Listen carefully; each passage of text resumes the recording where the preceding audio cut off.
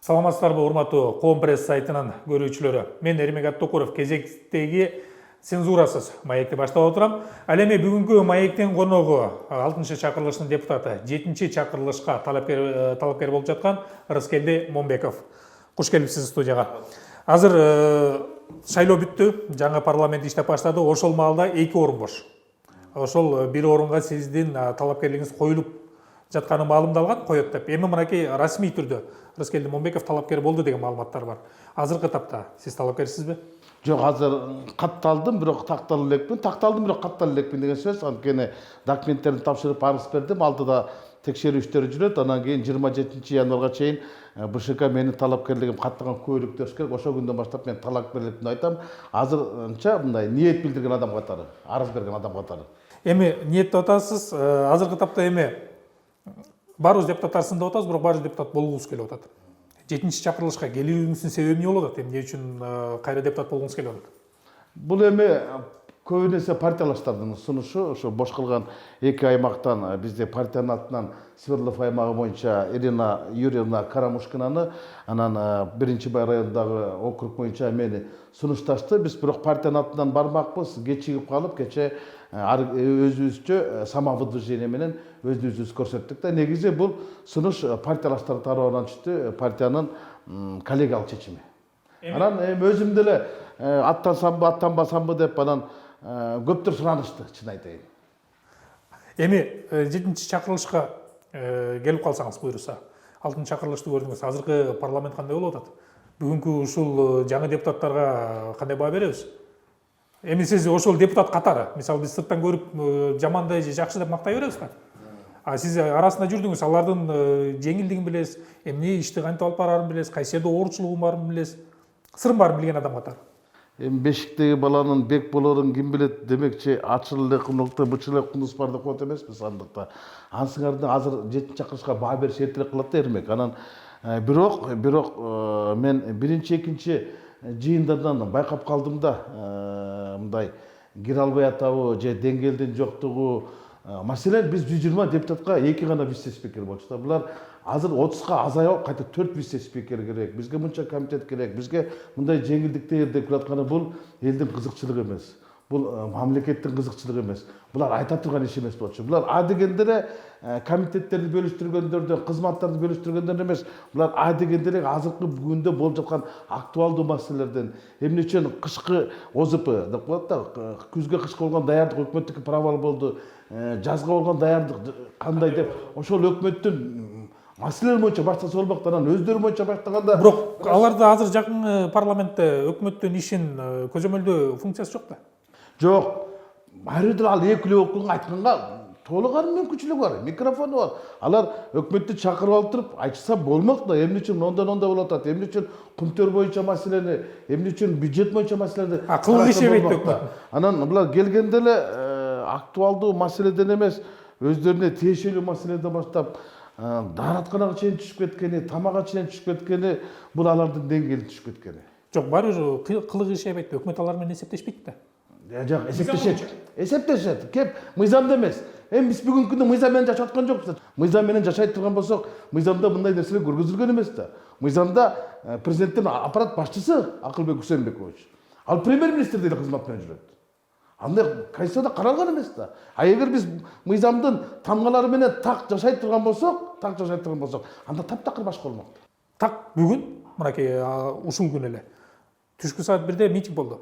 Эмне дегенде Казакстандагы толкундоолорго каршы биздин ОДКБ уюму аскерлерди киргизиш керек деп. Же киргизбеш керек деп жогорку кеңеште каралмак, ошого каршы активисттер чыгышты. Биз киргизбейли деп. Анан бул жерде ал жерде активисттердин айтымында бизде баардык маселе чечилип калган, только юридикалык жактан жогорку кеңеш кол коюп бериш керек, макулдугун бериш керек. Ушул жерге келгенде жогорку кеңеш буга чейин макул болуп калган дейт.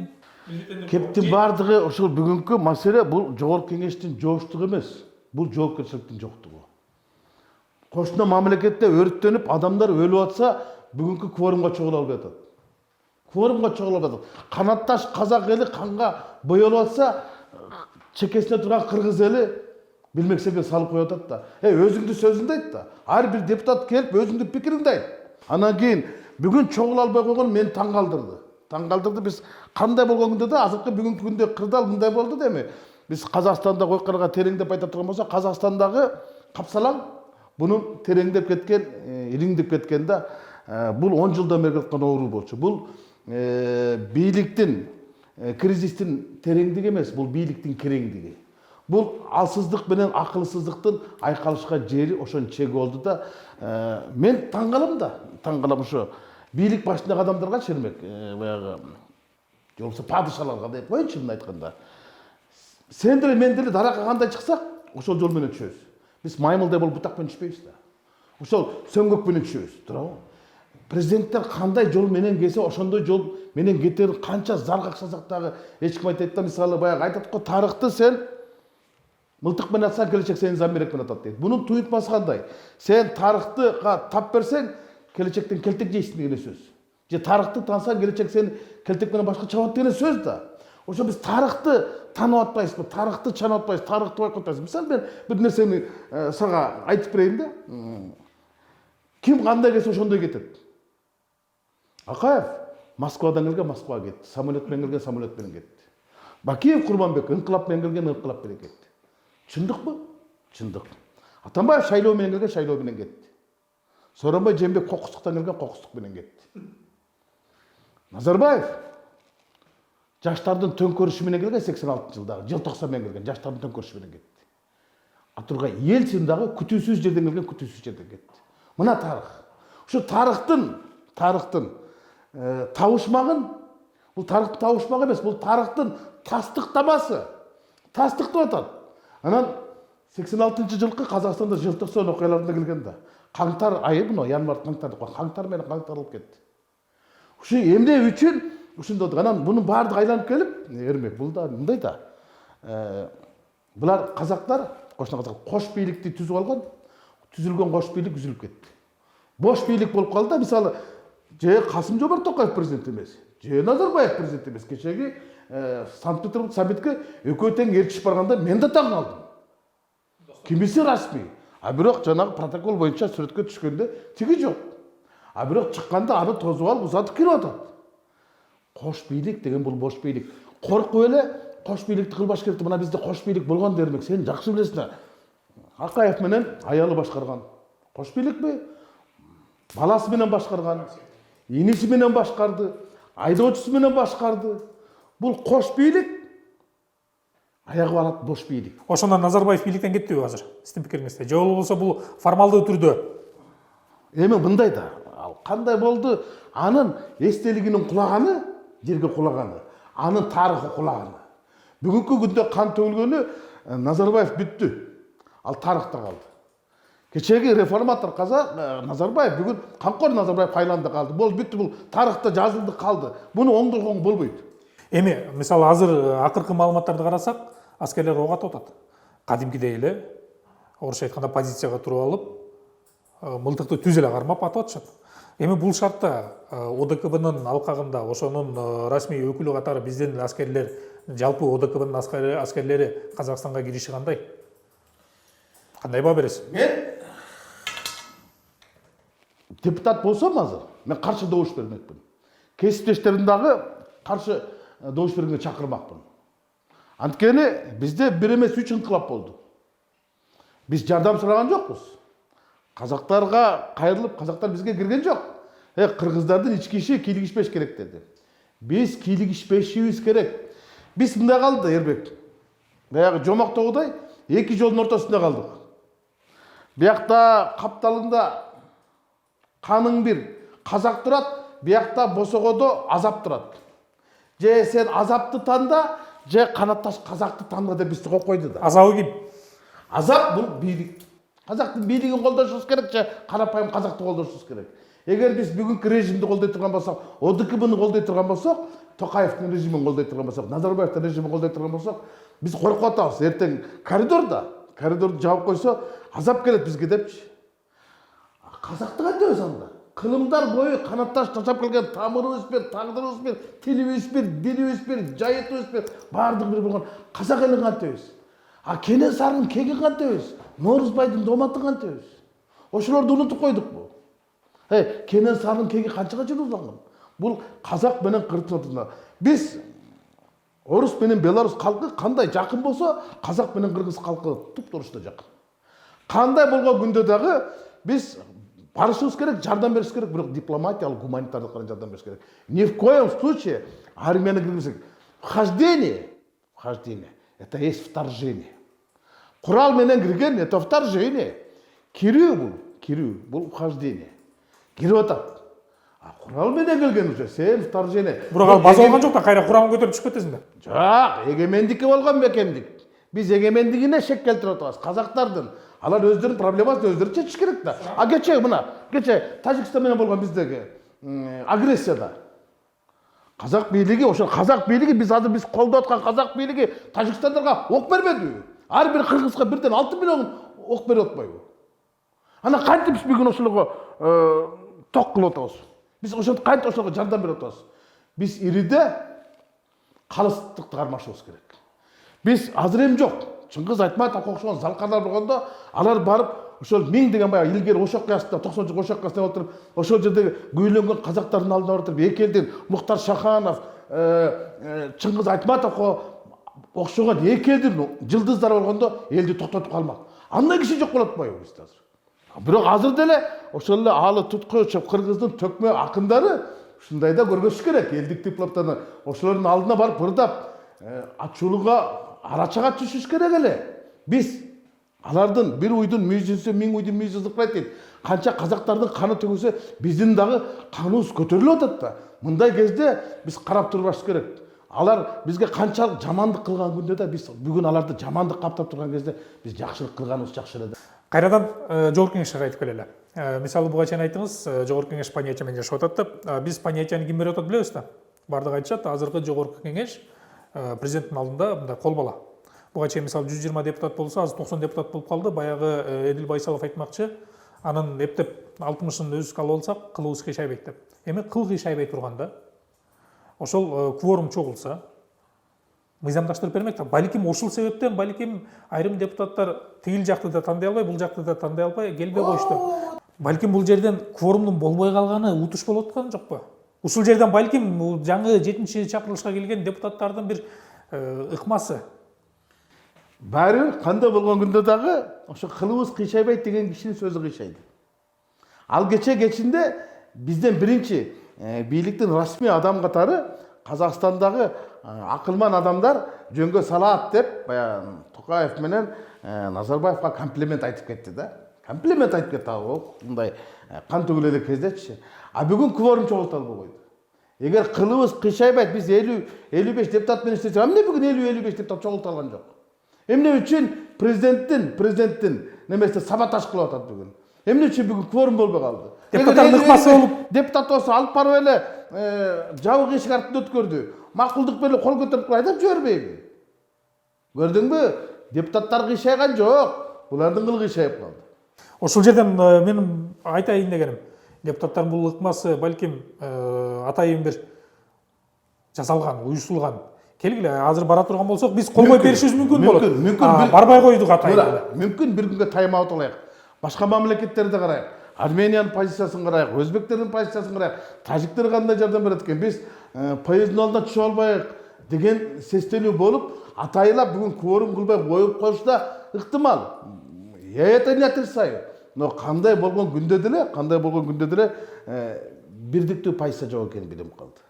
Эч ким расмий билдирүү тарата албай атат. Мисалы, Ташкентте тышкы саясат боюнча ким билдирет? Тышкы иштер министрлиги, уполномоченный орган, ыйгар муктуу орган аркылуу айттырды. Биз Казакстандын ички ишине кийлигишпейбиз деди. Деген сөз биз аларга мындай армияныга, ОДКнын курамында же болсо мындай жардам берет. Алар өздөрүнүн ишин өзү чечсин, биз тууган бойдон калабыз деди. А бизде анталган жок да. Бизде ратификация кылганга аракет кылып атат. Ошо ОДК. Бирок мындай да.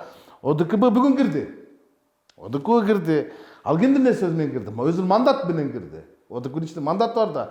А бирок ошол мандаттын оң қарайды да. Біріккен Ұлттар ұйымы қарап тұрып, ОДКБ, сілер тура емес кіргенсіңер, алар террорист емес екен, Тоқаев айтқан емел. Ал қарапайым эле қазақтың айылдағы картошка чапқан баласы екен ғой. Аны террорист қылып алып салдыңар десе, анда біз ертең не болып қалабыз? Билбегендік болып қалабыз бұл. Биринчи ошол маалымат алыш керек болчу. Чындан эле террористтер барбы, сырткы күчтөр барбы, анан мамлекеттин ички иши да. Эгер сырттан кирген террористтерди ким аныктады? Бул бир гана Токаевдин сөзү да. Экинчиден ОДКБнын өзүнүн антитеррористский центри бар. Ошол уюм кириш керек. Армия кирбеш керек да. ОДКБнын өзүнүн киргени бул эң чоң ката берде Касым-Жомарт Токаевдик. Ошонун кайрылуусу бул эң чоң саясий ката. Білесің бе, жыл 90 оқиғасы неден шыққан? Ал жерде да ұмыттық. Колбин келген, да? Бардық Союздық республикалардың башында қазақтардың, қырғыздардың башында қырғыздар, өзбектердің башында өзбектер, түркмендердің башында түркмендер, тажиктердің башында тажиктер болып келген, да? Бірінші секретар. Тияқта Колбинден келіп қалған. Ошоны Ермек мындай қылып шешкен. Колбин деген сөзді бір бала шешіп қойған. Расшифровать етепші. Казахи однозначно лишились будущего и настоящего деп. Дүрбеп кеткен. Біз бүткен тұрмаймыз, ұлт қатары шешең жоқ болған тұрмаймыз деген сөз тарқап кеткен дағы тоқтата албай қалған. Анан ошондо орыстардың десанты кірген. Рязанский десанты неме кірген, армия кірген. Алар қарапайым халыққа күч қолданған. Қаншасын қырып жойып жіберіскен. Екінші елде қорқпайлап бұл ошол жыл 90 болған, 86 жыл болған. Андан кейін мына окуялар деле бул тиги неме да? Жаңаөзөндөгү саясий окуялардын жылда тарыхка баа бере албай атпайбы? Тарыхты биз таптакыр унутуп кое атпайбы? Анан бул чын-чынына келгенде айтып атпайбы, бул социалдык взрыв депчи. Социалдык взрыв болсо, социалдык взрывды жойбоду, 9 теңге түшүрбөдү. Анда эмне токтоп калган жок? Бұл саяси дағы кризис болчу. Ошончо мен айтып атпаймынбы? Саяси, социалдык кризистердин акылсыздык менен алсыздыктын айкалышкан жери дал ушул жер болду. Ошого эл бүтүндөй Казакстан көтөрүлүп кетти.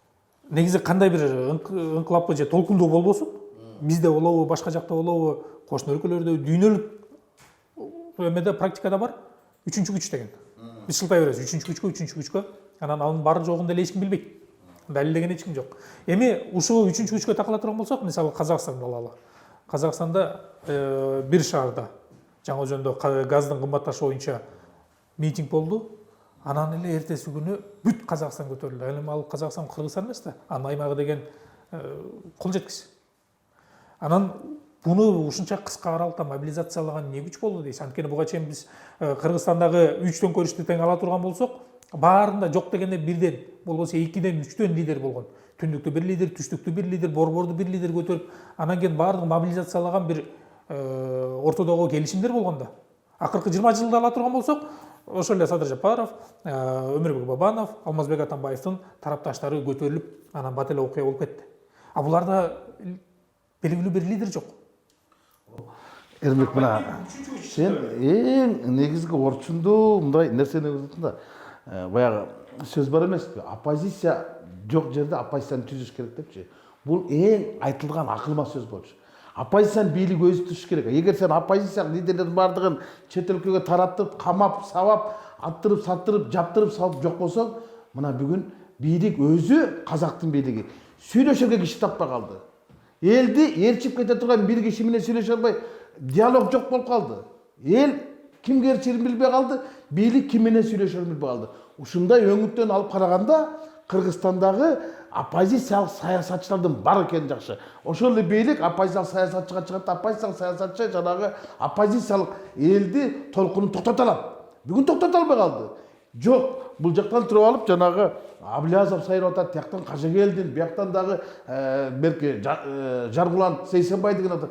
Эл эч кимди ээрчибей хаос болуп калды. Мына бүгүн бүтүндөй Казакстанда ушундай болуп калды. Бизде дагы ушундай болбош керек да. Бизде дагы саясатчы, оппозициялык саясатчыларга мүмкүнчүлүк бериш керек. Алар бийликти сындап туруш керек. Алар мына ушундай кезде көрүндү. Мына президенттик башкаруу, Казакстанда күчтүү президенттик башкаруу эмнеге алып келгенин бүгүнкү Казакстанда окуядан көргөздү. Суроомунда болот да. Мына кош бийлик эмнеге алып келе турганын бүгүнкү окуя көргөздү. Кош бийлик дегендечи көптөр мындай ойлошот да, кош деген сөз Кыргызстанда кандай? Эки маанини билдирет, туурабы? Кош деген сөз бул ноу, экөө. Двойной. Кош деген сөз, до свидания деген сөз. Мына бүгін кош бийлик болгон, бүгін бош бийлик болды. До свидания болды. Мына ошон үчүн айтам да, бул бош бийлик. Адамда эки көз, эки кулак, эки тано, эки бут, эки кол бар. Бирок бир баш бар. Мамлекетте дагы бир баш болуш керек, эки баш болбош керек. Эки баш болгондо төрт көздүк болот, төрт көздүк болгондо ач көздүк болот. Болду, токтот. Эми ушул жерден суроомду кайра тактап берейин да. Казактарды бат мобилизация кылган 3 күндө бүт казакты, улуу жүз, кичүү жүз, орто жүздү көтөрүп жибергендей эмне күч болду? Эл өзүнө өзү эле отуруп телевизор көрүп интернет чукуп эле чыга калган жок да. Ушунча 10 жылдап, 30 жылдап каныга шайса дагы, жаныга шайса дагы. Бу жерде эч кандай террористтер деле, үчүнчү күчтөр деле жок. Бул казак элине дагы кайраптуу экен. 30 жыл чыдады. Бул күндөн күнгө болуп бараткан кымбатчылык, каатчылык, бийликтин башындагы кош бийлик. Ошодон эл чыдабай кетти. Маселе мен ушул жайында эле күзүндө эле Казакстанга барып келгем. Ал жактагы бааларды көрүп келгем. Бирок чын айтыш керек, жашоо шарты, элет жеринде жашоо шарты биздикинен төмөнүрөөк болчу. Мамлекет бай, эли жарды. Бизде элибиз бай, мамлекет жарды атпайбызбы? Ошон үчүн эле тиги налог салып атпайбы? Кассовый аппараттарды киргизген турушта. А чынына келгенде казактардагы бул жарылуу уже сезилип калган, билинип калган болчу. Ошол Жаңы-Өзөндөн булар жаракка кеткен да. Ошо Жаңы-Өзөндөгү жаракка мына бүгүн келип жарылды. Бизде деле Аксу окуясында жаракка кетип, эл менен бийликтин ортосунда жаракка акылы барып жарылат, акылы барып ачылат экен да. Ошодон сабак албай койбоду. Ошодон сабак албай койду. Бирок кандай болгон күндө дагы бул айланып келип эле бийлик башындагы саясий кризистен келип чыкты.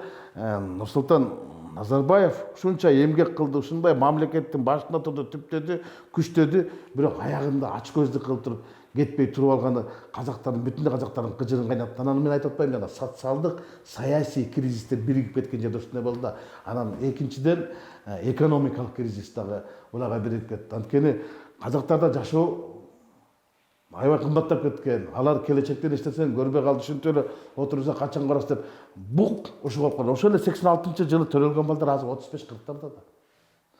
Көп ошолор жүрдү да бүгүн площадьта.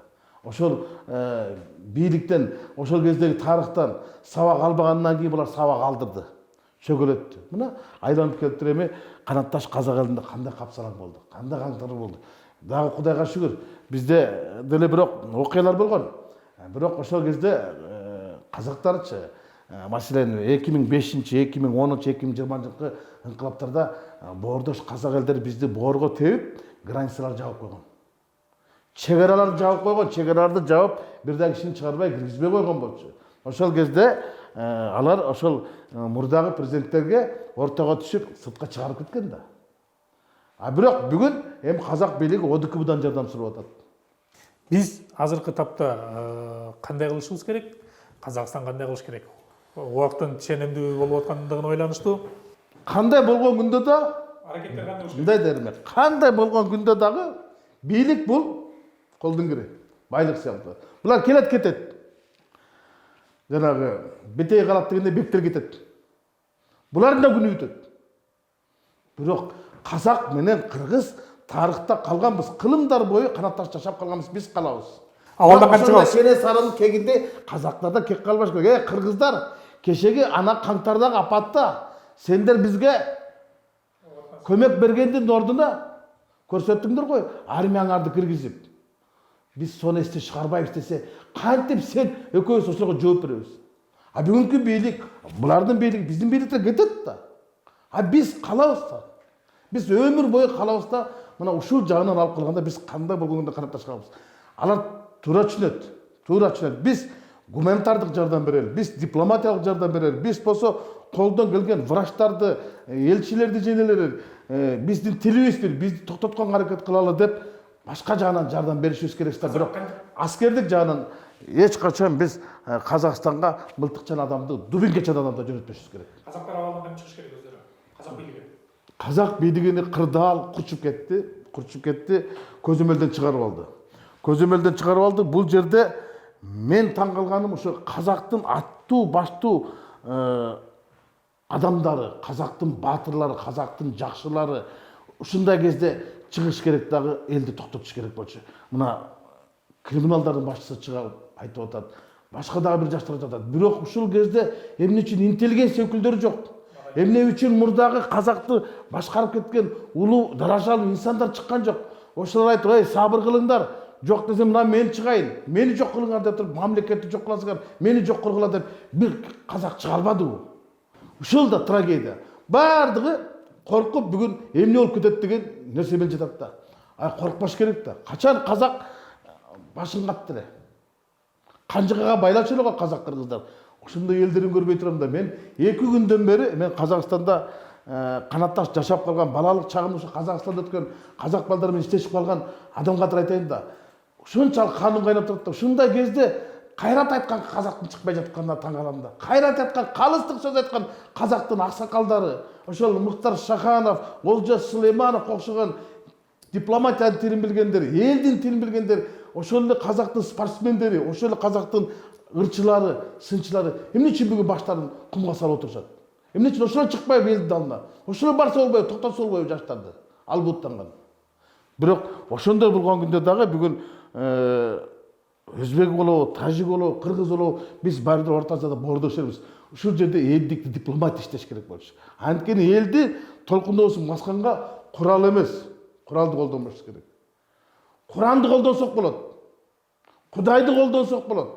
Бирок куралды колдонбош керек. Бул жерден биз өтө чоң ката кетиребиз да. Ал жердеги элди эл өзү көтөргөндөн кийин элибиз токтотуш керек. Буну бир кайсы оппозициялык саясатчы көтөргөн жок да. Бирок жаштарга манипулировать этип, аларды тиги батыштан улам айлантып келе неме кылып турбадыбы? Алар да түшүнгөн жок. Бирок мынагу мародерство, таноочулуктун артында атайын күчтөр бар. Күчтөр бар, бирок бүгүнкү Казакстандагы саясат бийликке алып урушкан кландардын жок экенин белгисип койду. Бардыгы жоопкерчиликтен коркуп турат, бардыгы диалогко баргандан коркуп турат да. Маселен бизде бар да, мисалы бийлик эгер жаза басып кетсе кимде чыга калышы мүмкүн экенин биз билебиз. Кыргызстанда кайсы саясатчылар коңолдо жатат, кайсы саясатчылар оңунда жатат билебиз да. Жамгырдан кийинки козгарындар чыга калышат да. Бүгүн казакта жок. Ага да казактын оппозициясы. Кана да унутулгандары. Мына өкмөт отставкага кетирди. Келди элдик өкмөт түзөбүз. Ошол ар бирге өзүңөр сунушуңарды бергиле. Кимдерди киргизейик десек, сунуш кылган киши жок. Казакстан парламентти таркатайык, давайте улуттук кайта шайлоо өткөрөйүк десе, ага да сунуштары жок. Ага да жумуштары жок. Мунун баардыгы көрдүңбү? Алып келген кризис. Бул тереңдеп кеткен. Оппозиция бийлик жөнүндө сөз кылып калдык. Буйруса сизди талапкер катары көрүп кала турган болсок, эртең буйруса депутат болуп кала турган болсок, аны убакыт көргөзөт, Кудайдын колунда дегендей. Сиз ушул жогорку кеңештеги ишмердүүлүгүңүздү эки ооз сөз менен түшүндүрүп кетсеңиз. Анткени азыр бул жерде жанагы комитеттер түзүлүп атат, фракциялар түзүлүп атат, оң жак, сол жак, оппозиция дегендей. Мындай карасак, бирок оппозицияны деле санабыздай. Ошол жогорку кеңешке келгендеги аракетиңизди эки ооз сөз менен түшүндүрүп кетиңиз. Эгерде келип калсаңыз. Эгер депутат болуп кайра шайланып келип калсам, 6 жыл кандай депутат болсом, калган жылдарда ушундай депутат болом. Чындыкты чыркыраткан айтып тура берем, эч кимге баш ийбейм, жеке өзүмдүн пикир болсом, элге гана кызмат кылам, бийлик эмес. Кыскасы, мурдагы Ырыскелди Момбеков ким болсо, ошо ойдон калат. Ошо ойдон калам, кайратыман кайтпайм, сынбайм, чыдайм бардыгына, и сындайм. Бизге убакыт бөлүп келип бергениңизге ыраазычылык билдирели. Эми мынакей кошуна канатташ элдөө казак элине айтып келебиз. Аларда да тынчтык болсун. Эң негизгиси калкка пайдалуу чечимдер чыгып, алар дагы өзүнүн өнүгүү жолуна түшсүн дейли. Урматтуу Коом пресс сайтынын көрүүчүлөрү, мен Эрмек Токуров кезектеги цензурасыз маегимди алып бардым. Ал эми маектин коногу 6-чы чакырылыштын депутаты 7-чи чакырылышка талапкер болуп жаткан Ырыскелди Момбеков болду.